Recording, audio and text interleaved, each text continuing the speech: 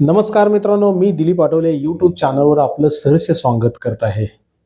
आज मित्रांनो आम्ही कॉलेजमध्ये चहा पित असताना माझे मित्र राजेश पोरे सर मला भेटले आणि त्यांनी मला आठवण करून दिली, की "सर अलीकडे बरेच दिवस झाले तुम्ही एखादा ब्लॉग वगैरे बनवून टाकलेला नाही आणि टाकत जावा तुमचे ब्लॉग वगैरे चांगले असतात.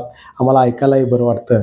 मित्रांनो हां, त्यांचंही बरोबर आहे. गेले मी एक मला वाटतं 1 महिना एक झालं काही व्हिडिओ वगैरे बनवलेला नाही आणि त्यांनी आठवण केली म्हणून मी आज काय केलेलं आहे, ठरवलं की आज आपण काय करायचं, की एखादा ब्लॉग बनवायचा आणि आज आपण YouTube चॅनलवर टाकायचा. मित्रांनो, की मी गेले 3 दिवसापूर्वी मी माझ्या गावी गेलो ढालेवाडीला, कवठेमंकाळ तालुक्यामध्ये माझं गाव आहे आणि त्या गावाला गेल्यानंतर मला काही गोष्टीची जाणीव झाली, ज्या गोष्टी मला जरा क्लिक झाल्या, ते मी तुमच्याबरोबर शेअर करणार आहे. बंधूंनो, की तसं मी गावाकडं ज्यावेळेला माझे वडील होते हं, वडील होते त्यावेळेला मी गावाकडं तसं महिन्यातून 2 वेळा जायचं. परंतु अलीकडे जरा वडील वारल्यानंतर आता एक 4-5 वर्ष झाली. 5 वर्ष वडिलांना झालीच. अन् वडील वारल्यानंतर जरा जाण्याचा जो माझा जो गॅप होता, तो काय केलेला वाढलेला आहे. महिन्यातनं 2 वेळा मी जाणारा माणूस देखील, मी आता महिन्यातनं एकदा पण जात नाही, 2 महिन्यातनं पण जात नाही. आई मात्र अधूनमधून मला नेहमी फोन करते, "येत जा, येत जा, येऊन जा." परंतु मित्रांनो, गावाकडची एक ओढ वेगळीच असते आणि ती प्रत्येकाला असेल असं असं पण नाही. परंतु जे म्हणतात, की गावाकडं कोणतर असलं पाहिजे. एक आई असलं पाहिजे आणि वडील असले पाहिजे आणि दुसरी गोष्ट भाऊ-काही बहीण हे गावाकडल्या बाजूला असले पाहिजे. आता गावात राहणारे व्यक्ती म्हणजे कोण असणार? आई-वडील राहणार. दुसरी गोष्ट आपला एक भाव असेल तर तो राहतो आणि बहिणी आजूबाजूच्या गावामध्ये दिलेल्या असतात. परंतु अलीकडं असं झालेलं आहे, की बऱ्याच जणांच्या बहिणी कशा शहरात पण दिलेल्या असतात. त्यामुळं गावाकडे जाण्याचा बऱ्याच जणाला योग येत नाही. परंतु माझे आई गावाकडे असल्यानंतर वडिलांच्या पश्चात आई गावाकडेच राहते मोठ्या भावाकडं आणि आईचा फोन मात्र मला 2-3 दिवसातनं किंवा एक दिवशी सकाळ तर संध्याकाळ पण येतो. म्हणजे आईचा फोन अतिशय महत्त्वाचा आहे आणि आईची जी गावाकडची ओढ आहे, ती आई असल्यामुळं अजूनही टिकून राहिलेली आहे. परंतु मित्रांनो, दुसरं सांगायचं गोष्ट की माझं शेत अतिशय चांगलं आहे, मळा आहे. वडिलोपार्जित आमच्या पांडू, माझे आजोबा पांडू आठवले, माझे आजोबा नंतर की माझे वडील, मला 3 चुलते. एक नामदेव आठवले, ज्ञानदेव आठवले आणि शाबू आठवले. असं त्यांचं हे होतं, काय म्हणतात की भाऊ-भाऊ तिघं असल्यामुळं, की त्यात आमच्यात 2 मळे आहेत. एक म्हणजे वडाकडला वडाच्या विहिरीजवळचा मळा आणि दुसरं म्हणजे की शिवचं शेत म्हणतात, तो मळा. असे 2 मळे आहेत आणि आमच्या वडिलांच्या जमीन जी वाटणीला आलेली आहे, ती कुठली आलेली आहे? शिवच्या शेताकडली जमीन आलेली आहे. वडील असताना तशी आमची बागायत जमीन जर असली, तर वडील असताना जी जमीन किंवा वडिलांना जी आवड होती शेती करायची, ती आमच्यानं साध्य झाली नाही किंवा आम्ही करू शकलो नाही. हे आमचं दुर्दैव आहे, की मी पुण्यात असल्यामुळं माझ्या वाटणीला 1-2 एकर जमीन आलेली आहे, ते पण मी व्यवस्थित करू शकत नाही किंवा की माझा भाऊ गावाकडं असल्यामुळं गावाकडं पण काही जमीन आहे, परंतु ते पण काही एवढे व्यवस्थित करत नाहीत वगैरे. त्यांची मुलं पण आहेत, परंतु ते पण काही एवढे शेतीची त्यांना ओढ नसल्यामुळं ते करू शकत नाही. परंतु त्यांचा भाग वेगळा झाला आणि माझा भाग वेगळा झाला, की माझी जमीन सध्या अशी पूर्ण पडीक पडलेली आहे. त्यात अतिशय गवत वाढलेलं आहे. नंतर ज्याला म्हणतो का नाही गवत, झाडं, नंतर त्याच्यामध्ये काटे उगवलेले आहेत. अशी अवस्था झालेली आहे. मला अतिशय दुःख वाटलं, की वडील गेल्यानंतर आपण त्या शेताकडे दुर्लक्ष केलेलं आहे. परंतु मला असा सपोर्ट जो असतो ना, की शेताकडे कोण बघणारा, तो मला नसल्यामुळं ते एक माझं दुर्दैव आहे, की शेतात कष्ट करणारं असं माझ्या संपर्कात नसल्यामुळं माझी शेती कोण करील असंही मला वाटलं नाही आणि मी कुणाला शक्यतो वाटणीनं वगैरे देण्याच्या भानगडीत पडत पण नाही. परंतु ज्याला एक आपण एखादं पीक केलं तर त्या पिकाला पाणी देणारा कोणतर माणूस पाहिजे. नंतर मळ्यामध्ये फिरणारा माणूस पाहिजे, मळ्याच्या बांधावर आलेलं गवत करणारा माणूस पाहिजे. ते मला लाभलेलं नसल्यामुळं माझं हे शेत अतिशय पडलेलं आहे. मी पूर्ण शेतामध्ये फिरल्यानंतर घरापासून पार खालच्या टोकापर्यंत गेल्यानंतर अतिशय शेताची अवस्था वाईट झालेली आहे. वाईट झालेली आहे म्हणजे त्याच्यात काटेरी ही आलेले आहेत, झाडं आलेली आहेत. नंतर बांधावरनं चालता येत नाही. नंतर वरच्या शेतातून खालच्या शेतामध्ये जाऊ शकत नाही. आता मी पुण्यात असल्यामुळे ह्या गोष्टी घडलेल्या आहेत. आता तसं बघायला गेलं की मला असं वाटलं की बाप हा असला पाहिजे. माझे वडील वयाच्या 91 वर्षी त्यांचं वृद्धापकाळाने निधन झालं. परंतु मला आज असंही वाटतं की अरे आपलाच बाप असला पाहिजे. कारण ज्यावेळेला माझे वडील होते त्यावेळेला माझा मळा अतिशय शोभावंत होता, अतिशय देखणा होता आणि त्याच्यामध्ये डाळिंबाची बाग होती, ऊस होता. असं विविध पिकं ते घ्यायचे, रताळी घ्यायचे, ऊस घ्यायचे, ज्वारी घ्यायचे, गहू घ्यायचे. म्हणजे त्या शेताचं वर्णन करेल तेवढं कमीच, की माझ्या वडिलांची शेती बघून हं, माझ्या वडिलांची शेती बघून आजूबाजूची माणसं ती शेती करायला यायची. माझ्या वडिलांचं मार्गदर्शन घ्यायची. माझ्या वडिलांना विचारायचं, हे कसं करायचं, ते करायचं. परंतु आत्ता जर पाहिलं, की आमचं मार्गदर्शन घेण्यासाठी आमच्याकडे कोणी येऊ शकणार नाही. कारण आमच्या शेताची अवस्था ही दुरावस्था झालेली आहे.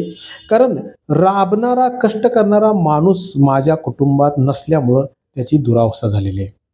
मला इतराबद्दल बोलायचं नाही, फक्त मला वैयक्तिक बोलायचं आहे, की मला असं वाटलं, की मी पूर्ण शेतात फिरणार. अरे, बाप हा किती महत्त्वाचा असतो.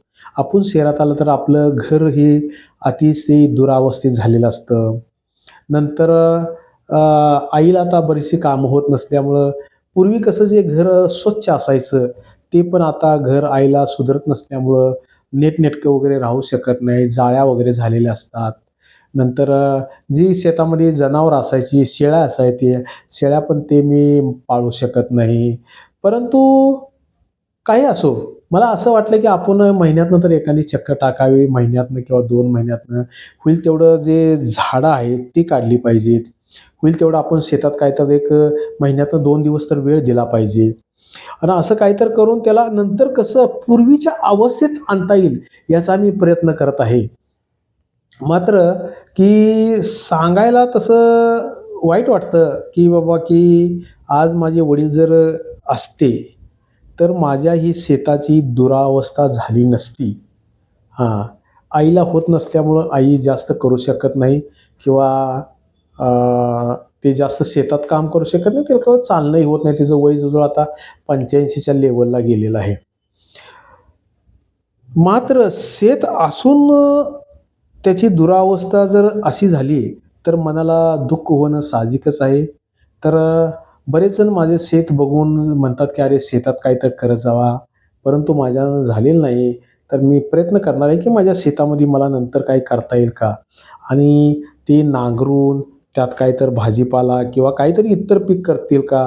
किंवा कोण एखादं शेत करते का? ते पण मी विचार करतो. जेणेकरून माझं शेतही चांगलं झालं पाहिजे.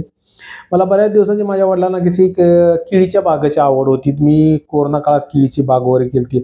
अतिशय सुंदर अशी केळीची बाग आली होती. नंतर माझ्याकडे डाळिंबाची बाग होती. कारण ते सगळी निगा मात्र माझे वडील काळजीपूर्वक करायचे बरं. हे महत्त्वाचं महत्त्वाचं आहे. डाळिंबाच्या बागाची, नंतर केळीच्या बागाची निगाची करायची. नंतर आज असं आहे की एखादं मी पीक घेतलं तर त्याला पाणी पाजणारा माणूस नाही. म्हणजे हे जरा वाईट वाटतं. कोण तर माणूस असणं गरजेचं आहे. तो माणूस मला मिळत नसल्यामुळं की शेतामध्ये प्रगती नाही. आज अतिशय गवत वाढलेलं आहे. बांधावर काटेरी झाडं आलेली आहेत. म्हणजे मित्रांनो, की सांगायचं तारतम्य म्हणजे जो बाप गावाकडं असतो, तर ती शेती त्याची चांगली असते आणि बाप गेल्यानंतर माझी शेती अतिशय दुरावस्थेत झालेली आहे. तर मित्रांनो, जर सांगायचंच म्हणलं तर तुम्हाला गावाकडं शेती आहे. शेती असल्यानंतर जर तुमचे बाप जर गावाकडे असेल, तर ती शेती अतिशय चांगली असेल आणि ज्याचं शेती आहे आणि बापच नसेल त्याला, तर त्याची शेती माझ्या शेतीसारखीच होणार आहे. कारण की त्या माझ्या वडिलांना पंका आम्ही म्हणायचो आणि पंका म्हणजे आमचे शेतावर लय प्रेम असणारी व्यक्ती. शेत अतिशय सुंदर. नंतर ज्याला म्हणतात विहिरीचं काम करत असणार. विहिरीमध्ये जर चगाळ पडलं तर ते चगाळ काळजीपूर्वक काढणार. पायऱ्या वगैरे करायच्या असतील तर पायऱ्या अतिशय व्यवस्थित करणार. बांधबंधुऱ्यावर जाण्यासाठी वाटा अतिशय व्यवस्थित करणार. नंतर खालच्या शेतातून वरच्या शेतात, वरच्या शेतातून खालच्या शेतात येण्यासाठी जी झुडपं वगैरे रस्त्यावर येतात, ती झुडपं काढून टाकणार. नंतर कॅनॉल जो आहे, कॅनॉलवाले पण काय करणार, की झाडं वगैरे एक्स्ट्रा उगवले तर ते काढून टाकणार.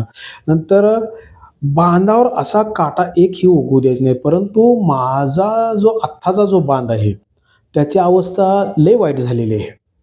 ते आता काठी काढण्याचा मी प्रयत्न करतोय. शनिवार, रविवार गाठून वगैरे मला जाता येते का ते पण मी पाहतो आणि प्रयत्न करतो. मी स्वतः काढणार आहे. मी कुणाला मला वाटतं, की आपण एखादा माणूस लावून काढावा ही माझी काही इच्छा नाही.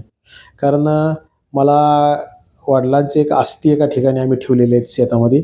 त्या ठिकाणी गेल्यानंतर मी दर्शन घेतलं आणि वडिलांची स्मृती दिन माझा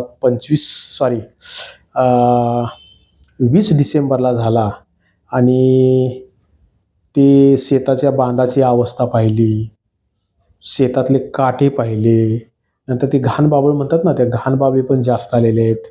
त्याची अवस्था जर बघितली तर अतिशय वाईट वाटलं आणि ठरवले बघू आता ते किती सक्सेस होईल, किती त्यात प्रयत्न करून ते मार्गी लागेल ते मला माहीत नाही. परंतु शेताकडे मी लक्ष देऊ असा निश्चय करून आलेलो आहे. तर मित्रांनो, बाप तो बापच असतो आणि बाप हा गावाकडे असल्यानंतर जी तुमचं घर, शेत ते अतिशय चांगलं असतं. आजही माझं घर चांगलं आहे. परंतु तेच माझे वडील असते, तर अतिशय उत्कृष्ट असं माझं घरही राहिलं असतं. घर आता जेवढं होईल तेवढं माझी आई करते. हां, सध्या ती मोठ्या भावाकडे असते. माझ्या भावाचं नाव आहे अण्णाप्पा आठवले. ढालिवडीतच तो राहतो. परंतु त्याच्याबद्दल मला या ठिकाणी काही जास्त म्हणजे व्हिडिओमध्ये बोलायचं नाही. मात्र मला हे जाणवलं, की मित्रांनो, बघू प्रयत्न करू शेती डेव्हलप करता येते का? त्याचा मी प्रयत्न करणार आहे. या ठिकाणी थांबतो. आपण नंतर असंच आपण भेटणार आहोत. नमस्कार.